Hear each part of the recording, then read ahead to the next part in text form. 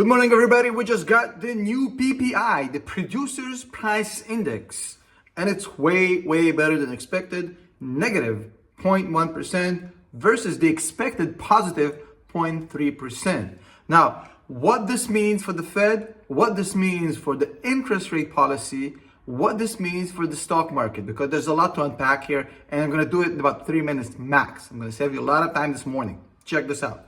So the Producers Price Index is essentially the gauge that allows us to know what's going on with the raw goods and raw materials. Basically, the building blocks of the stuff we buy in the open market.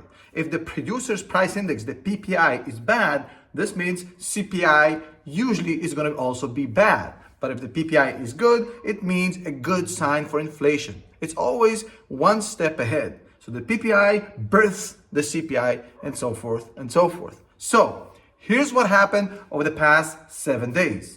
On the one hand, we had a massive banking collapse. 3 banks fell and absolutely got annihilated. Silvergate, which was more crypto related, but whatever. But Signature Bank and SVB both collapsed because of a direct result of the interest rate increases. They got caught with bonds that became pretty much worthless because of the interest rate hikes. Now, in the case of SVB, there were a lot of problems with the bank or lack of any risk protocols that actually collapsed the bank. But in general terms, 3 banks went under. One of the main results was the high interest environment. Now, add to this the fact that the CPI yesterday, the Consumer Price Index, the main inflation gauge, went down to 6%. So we went from 9.1% in June, it was June 2022, to 6% in February. Now, in January, we had 6.4%. So we're dropping on CPI, banks are collapsing, and now the Producers Price Index is showing negative inflation of 0.1%.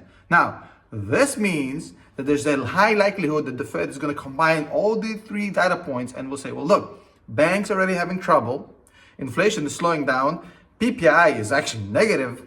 I mean, we should not be increasing more aggressively. In fact, we should either be increasing gently or stopping at all. In fact, this actually puts a realistic option on the table that we will see a certain amount, I don't know how much, of interest rate decreases by the end of 2023, probably towards October, November, December, not before. But it also puts a real possibility that we will see a pause very soon. I still think that we'll raise 25 basis points in the next hike, but after that, they might actually pause for a while, given the fact that PPI and CPI are doing better, and given what already happened with the banks, because don't forget, when the bank collapses, the impact on the economy is extremely deflationary.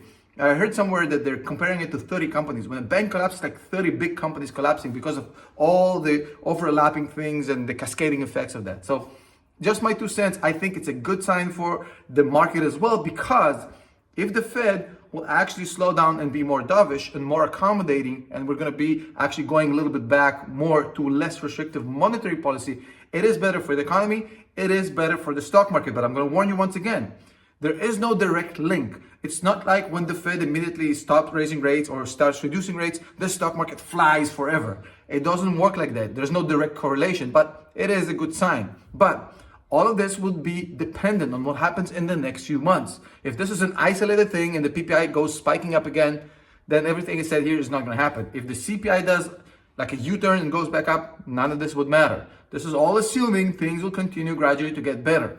Just my 2 cents. Thank you for joining me today. Hey, see you next time.